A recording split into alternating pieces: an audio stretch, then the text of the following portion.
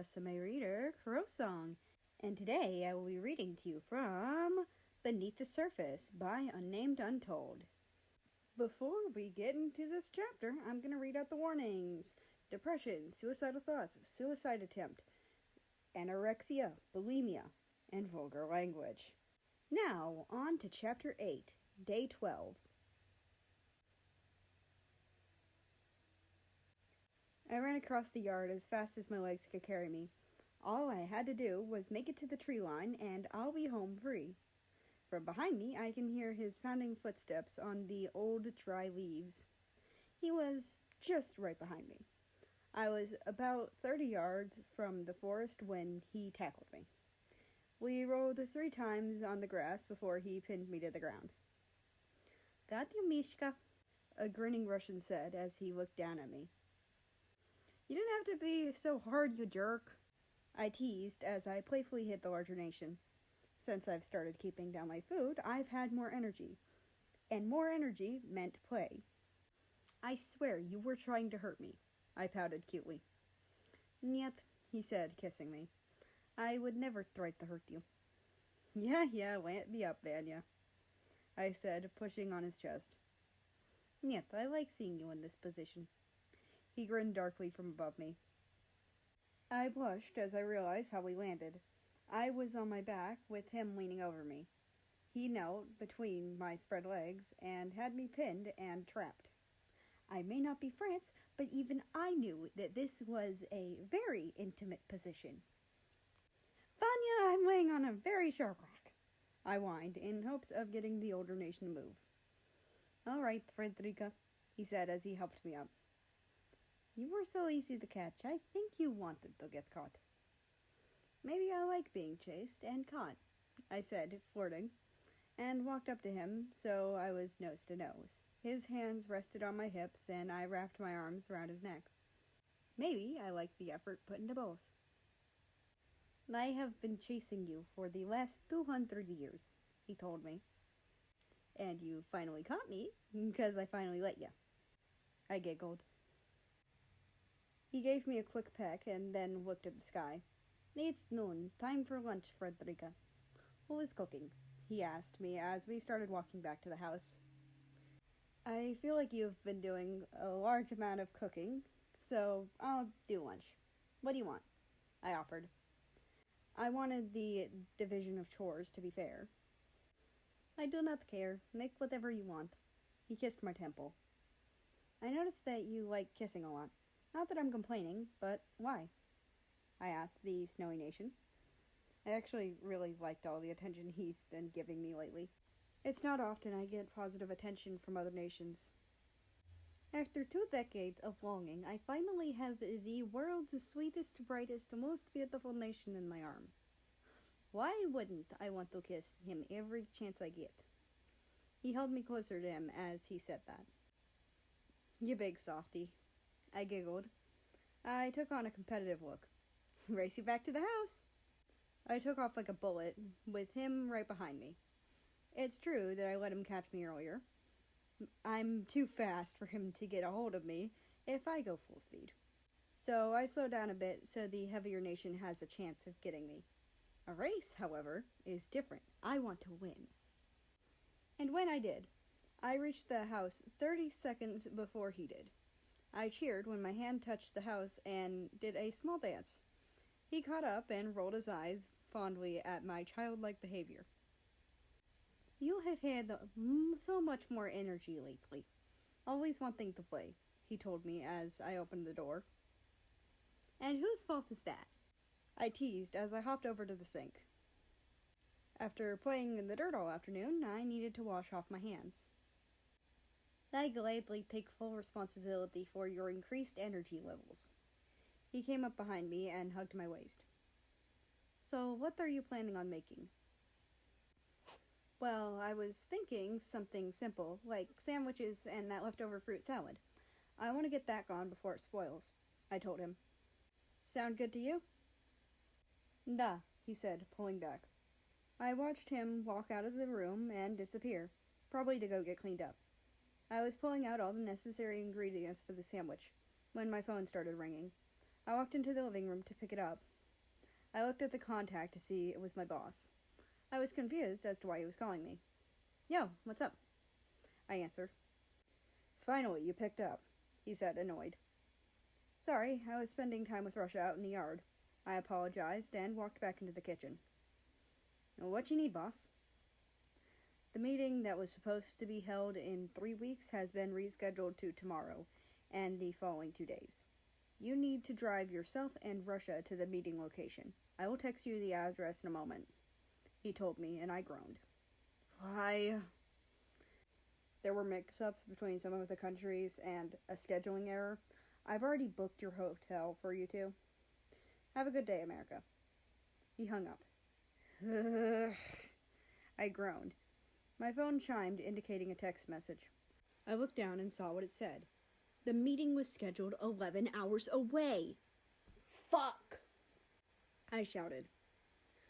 Frederica, what's wrong? I heard Ivan say, concerned, as he walked into the kitchen.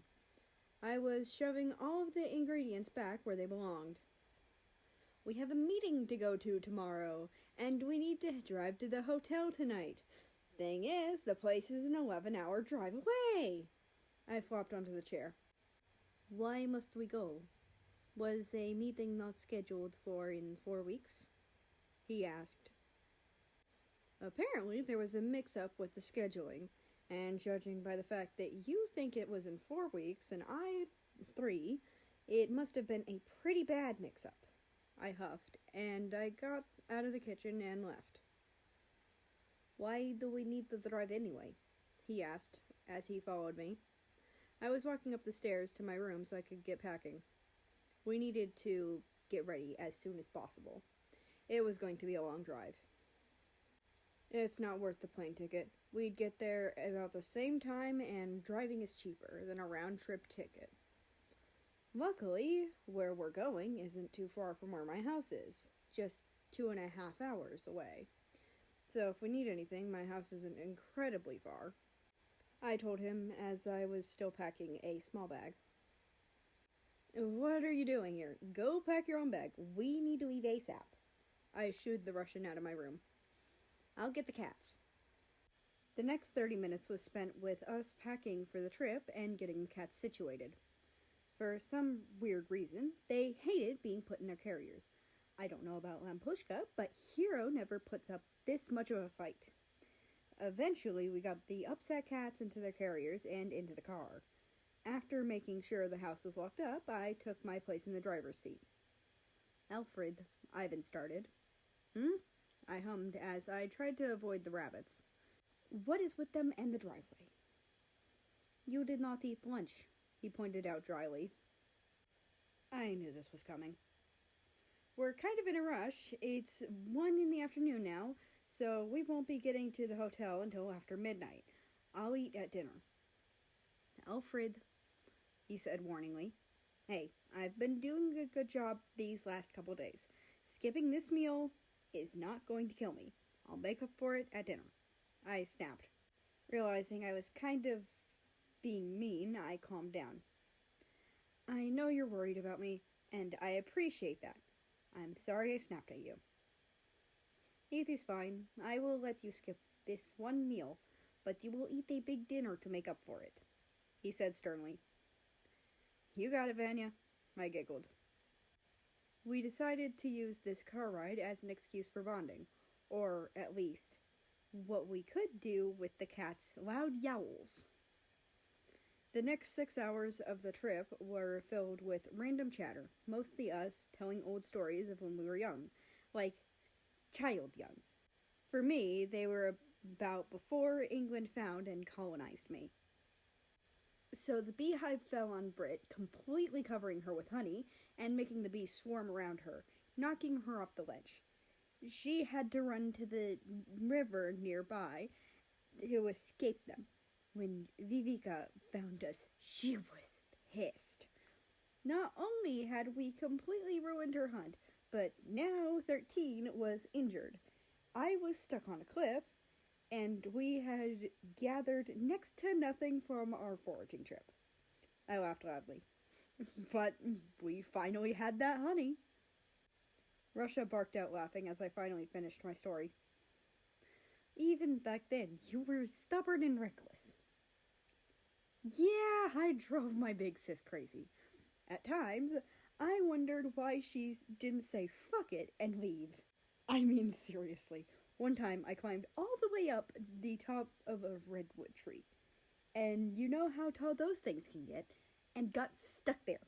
Her giant ass had to climb those skinny little branches to get me because I was too scared to climb down on my own. And trust me, you have not felt fear until you have seen Vivi's angry face. That was after a branch broke and we almost fell to our deaths.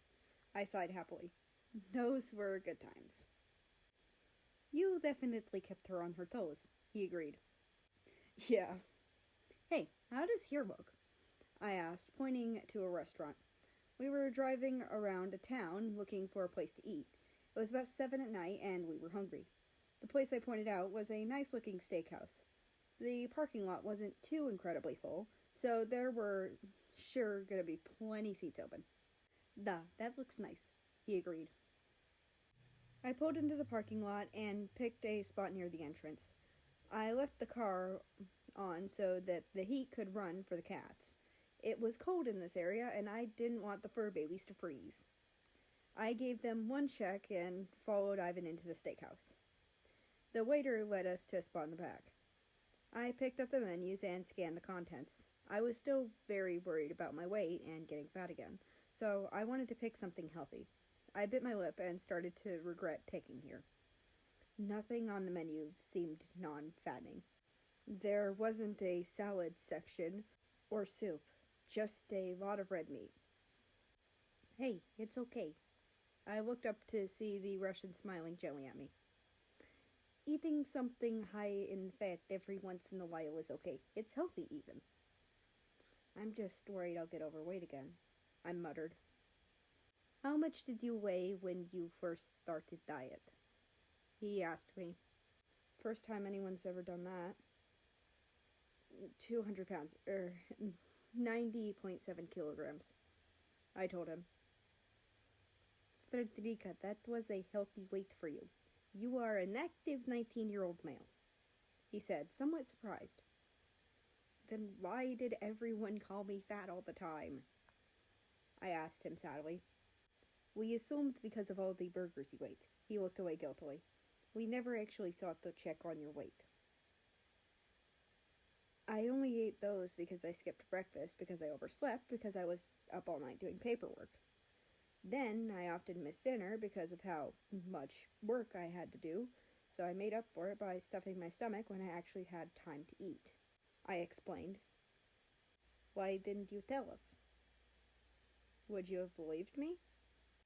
I know you. I've known you since you were a colony. I have always known you to be a hard worker, he said, matter-of-factly. Fine, but do you think anyone else would have believed me? I countered. Yet, they wouldn't have. It may have only caused more trouble if you said anything. He understood. But now that I'm with you, I won't let anyone else mess with you. You can eat anything you want, and if anyone has a problem, then they can come see me, he said with a dark smile. I shivered, but smiled back. So you don't mind telling others of our relationship? Yet, do you? He asked. He sounded slightly hurt. No, but I don't really want to tell people. I mean, if they find out, good for them. They could tell others, but I don't want to go out of my way to tell them. It's none of their business, really, I said honestly. I can understand. I will be telling my sisters, however. He let me know. That's fair. Mind telling Boers when I'm not around? I said nervously. I can, but I know she likes you. And while she may not approve, I don't think she'll try to kill you. Hurt you, almost definitely. Kill you, I think not. He tried to reassure me. Thanks, I said dryly. Big sister will be more than happy, though. I brightened at that. Hello, boys. What can I get for you tonight? A middle-aged woman came up to us. I didn't see her come up, and she startled me. Oh, hello, I greeted. I would like a steak with a loaded baked potato and a Coke, please. Sure thing, honey. She smiled as she wrote down my order. And you, sir? I will have the same, but with the strongest drink you have, he told her. Oh, and can we have a small grilled fatty piece of meat, waiter? I want to give our cats a nice treat since they've been in the car all day, I asked her. Wait, they're still in your car? She said, worried. Yeah, but I left the heater on, so it will keep them warm. I reassured her. She smiled. Okay, you got it. Your orders will be ready within half an hour. I'll have your drinks in a moment. She walked away. She's nice, I said. Da. After dinner, we continued on our journey. I usually preferred driving at night since there was way less traffic, and it was more peaceful. However, after another 3 hours of driving, I was getting frustrated. I was sick and tired of driving. My eyes hurt from concentrating on the road for hours on end. At one point, I had enough and pulled over to the first gas station I saw. I got out with a huff and slammed the door shut. Frederica, are you all right? He asked, worried and getting out with me. Yeah, but if I drive 1 more mile without a break, I am going to lose it. You drank, so you can't drive, I said tensely as I got Hiro and Lampushka out of the car. I was quick to put the harness on both of them. I'm taking the cats for a small walk. We need this. I didn't go too far, just across the street to a wood strip. I walked up at about a block, stopping twice so the cats could do their business. The fresh, clean, cool autumn air helped soothe me. I hated long car rides and not being able to move for hours. It drove me insane. Hiro often got the same way as well. When we got back, I put them back in their carriers, but stopped when I saw their faces. It was so sad. Hiro meowed so pathetically. I didn't have the heart to coop them back up in a plastic box. Instead, I put the carriers on the car floor so they'd be out of the way. I set the cats down on the seat and they curled up together. You two are so cute. I smiled and gave them a pat. Not as cute as you. I jumped up and turned around. Ivan stood behind me with a small cup. Sorry, but you are the jumpiest person I have met. I got this for you. He held the drink out to me. I took it and tasted it. Warm hot chocolate covered my tongue, and I hummed in delight. Thanks, Vanya. I needed this. You're welcome. Take all of the time you need. The hotel isn't going anywhere. He kissed my forehead. True, but the meeting is for 7 in the morning. We need our sleep, I said, getting back into the car. Okay, just don't push yourself, he said, worried. No promises. The rest of the trip to the hotel was quiet. I was tired and didn't want to talk much. Until that was all I wanted to do. I started cursing my boss out, about 10 minutes away from the hotel. Seriously, there is no fucking way any of the other nations would plan a meeting just this out of the blue. Like this. They would have had to taken at least a few days to do so. Then given everyone 2 days to get their shit together and get here. My boss, stupid ass, would have had to known. And did he tell me so I could plan accordingly? No! Just out of the blue. Take an 11-hour trip to a meeting that won't get shit done anyway. I mean, come on. What if I had plans? I ranted as I pulled up to the building. He hummed again. Like he has been listening since I started to rant. Thanks so much for listening to me rant, I said appreciatively as I got the cats. No problem, Frederica. When he walked over to me, I gave him a kiss. Since I had the cats in my arms, it didn't last, but it still got the point across. I smiled at him and batted my eyelashes before heading into the hotel. I walked right up to the counter to get our key cards. Hi, room for Alfred Jones and Ivan Bragensky, I said tiredly to the man. Here you go, sir, but Usually pets are not allowed in here, but we can make an exception. He slowly got more nervous as he talked. I know that Ivan is right behind me and was the reason why the man looks like he's about to crap his pants. Thank you, I said as I grabbed the key cards. As we walked to the elevator, I thanked him. It's no problem. He pressed the button. So, do you think we'll run into any of the other nations tonight? I asked him. Alfred, it's almost 1 in the morning. We are the only people on this part of the world still awake, he said. The desk man is awake. I huffed. I doubt we'll run into anyone, he sighed. I hope so. I want minimum interactions with the others. It's bad enough that I have to be near them all day tomorrow. I bury my face in Hira's fur. I was considering getting her registered as an emotional support pet. It'll be okay. Like I said, if anyone has a problem, then they can come see me. The doors to our floor opened. I checked the cards by the staircase to see which way the room was in. We were quiet walking down the hall, as to not wake anyone up. When we walked into the room, I flopped face first onto the nearest bed. Ivan chuckled and rubbed my back soothingly. Alfred, you need to get dressed. He pulled me up. I groaned as he removed me from the wonderfully soft bed. It changed. Fine, then I'm going straight to sleep. I yawned. He patted my shoulder and walked into the bathroom. I decided to put on a loose shirt and stay in my boxers. I sat on the bed and took a little time to inspect my scars and cuts. The new ones were mostly healed and showed no signs of infection, which is good because I did not want to have to explain why I had to miss a meeting. While I looked, I thought, I had been cutting much longer than I had been anorexic. My arm is almost like a timeline. The new cuts on top were still a little red, but almost healed. The newer scars were deep and orderly after years of practice. The older scars started little patterns. I would spend years repeating, but the eldest ones could barely be seen. They were very faint, shallow lines, mostly covered by newer ones. But the parts that could be seen were hardly there at all. They faded. I smiled as I thought of that. Soon enough, the oldest ones will be gone. After time, they all will. The ones that marked when I tried to commit suicide will last a long time, but eventually they'll be gone too.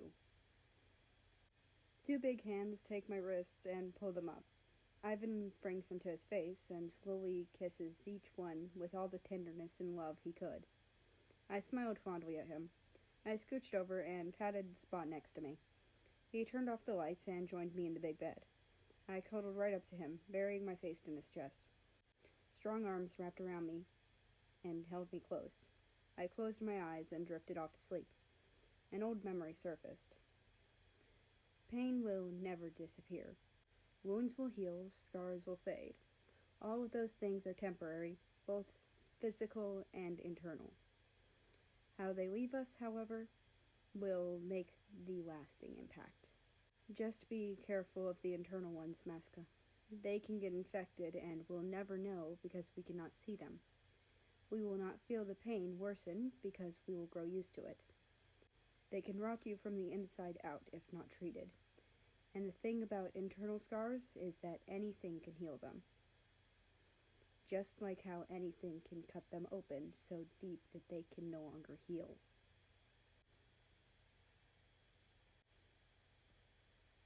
And that's the end of this chapter. I hope you enjoyed. Anyway, I'd like to invite you to join the Discord, which is linked down in the description below. That being said, I hope you have a nice rest of your day, night, or whatever it is for you. Just enjoy your time. And I will see you tomorrow.